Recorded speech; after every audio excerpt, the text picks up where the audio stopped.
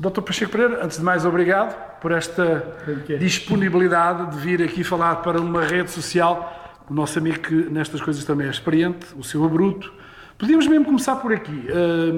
Gostou de vir à Associação 25 de Abril e perceber que, de alguma forma, às redes sociais, a um simples telemóvel, também pode competir algum papel nos dias desanimados que vivemos, ajudar a que as pessoas vejam mais claro e consigam, de facto, estabelecer solidariedades novas em nome do que aqui nos veio dizer. Sim, é evidente que ninguém contesta o papel das redes sociais, que no fundo potenciam muito o discurso público, porque em bom rigor não tem limite as pessoas a que se dirigem. No entanto, eu penso que não se pode, principalmente quando se fala de questões sociais e que se falam de questões que têm a ver com os conflitos sociais, com a mobilização da sociedade, não se pode pensar que essa mobilização nas redes sociais basta.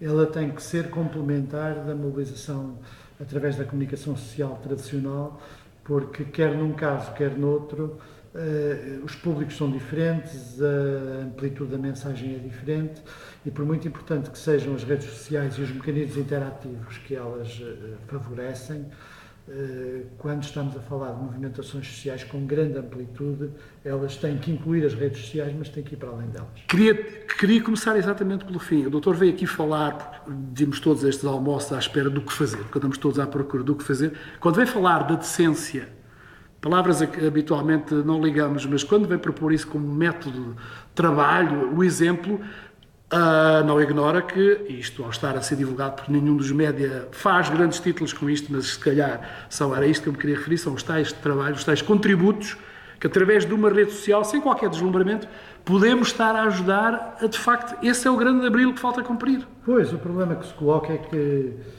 é importante não falar em soundbites, não falar em frases assassinas, não falar em frases que a uma dada altura são mais importantes as frases do que o conteúdo.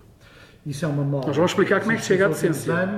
E eu vou explicar como é que chega à decência. Não, eu estou a dizer que nós vamos falar disso, não é só o soundbite, peço desculpa. Não, eu não estou a dizer. Estou a dizer que, exatamente para se falar de forma diferente, tem que se partir de um ponto de vista diferente. Para mim, na atual crise, independentemente depois da interpretação política que se possa fazer, eu não posso ignorar a circunstância de que para muitas centenas de milhares, se não milhões de portugueses, isto significa uma vida muito pior.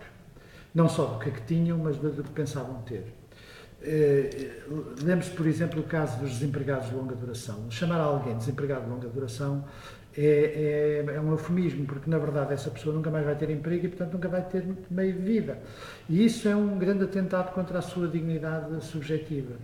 E quando nós estamos com uma população que é relativamente envelhecida, em que muita gente aos 30 e tal anos já é velho para o mercado de trabalho, em que um número muito significativo de pessoas está a perder rendimentos por todos os mecanismos, pela legislação do arrendamento, pelo aumento do IMI, pelos impostos sobre o IRS, indecências, cortes salariais.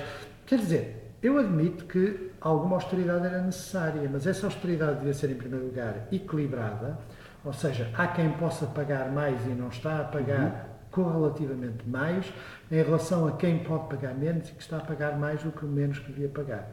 E é exatamente isso que cria um sentimento de injustiça. Portanto, o problema não é tanto que as pessoas sofram com a austeridade, não é tanto que as pessoas não tivessem que, em qualquer circunstância, passar um momento difícil, é saber se estão a passar este momento difícil de uma forma que possa ser considerada equilibrada em relação a todos os portugueses, ou se, pelo contrário, são o alvo principal de uma política destinada a combater os que ainda têm alguma coisa.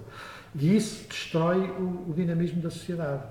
Portanto, para combater isto, tem que se utilizar, não se pode utilizar a linguagem estrita esquerda versus direita, nem o vocabulário muito politizado. Eu acho que as pessoas, mesmo tendo em conta a obra de divisão do governo, dividindo jovens contra velhos, privado contra público, empregados contra desempregados, para combater essa linguagem de divisão, que tem algum sucesso, é necessário restaurar um sentido de decência, um sentido de que nós, em relação aos nossos próximos, temos um sentido de decência. Eu dou-lhe um exemplo. Quando se compara o atual ajustamento, eu ponho entre aspas, com os ajustamentos do passado, esquece-se uma coisa fundamental, que é um ajustamento feito pela inflação é igual para todos.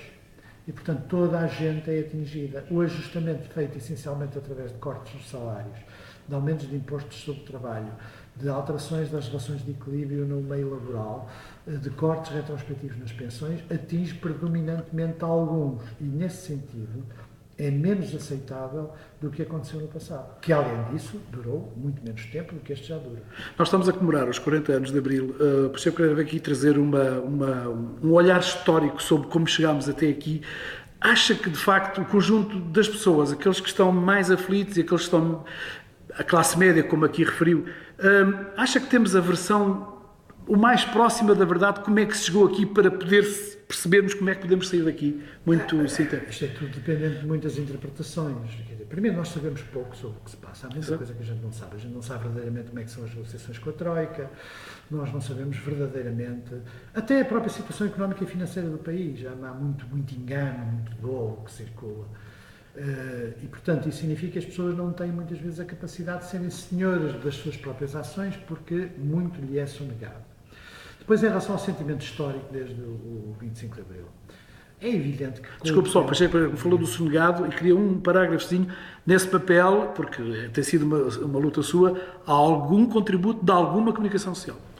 Sem dúvida, porque a comunicação social tende, salvo raras exceções e honrosas exceções, a repetir o discurso do poder. Por exemplo, a comunicação social repete grande parte dos Rodriguinhos do poder. Por exemplo, que estamos hoje a sacrificar as gerações presentes para os nossos filhos e os nossos netos, que é um Rodriguinho. Não é líquido que seja assim. Que, por exemplo, é necessário aumentar a função pública 40 horas de trabalho, porque isso é para equiparar ao setor privado, quando na realidade o principal objetivo das 40 horas é garantir que não se paguem horas extraordinárias e é facilitar os despedimentos. A discussão sobre a sustentabilidade da segurança social é igualmente falaciosa, porque não entram outros fatores em causa. Portanto, nós estamos permanentemente numa falsa discussão. E isso é evidente que aumenta o sentimento de revolta e, desse ponto de vista, leva a olhar para um passado em que, em vários momentos do passado, não é só no 25 de Abril, no século XIX, então, houve momentos em que as pessoas se tornaram mais senhoras do seu destino. E, num certo sentido, isso é que é uma revolução. Tenho só 30 segundos para que me diga valeu a pena e vai continuar a valer a pena, continuamos a falar destas coisas. Eu sigo o exemplo do Padre António Vieira. Saiu o semeador a semear. Nem sempre a pedra é boa, nem sempre o terreno é bom, mas a gente tem que sair a semear. É o que vamos fazer e obrigado.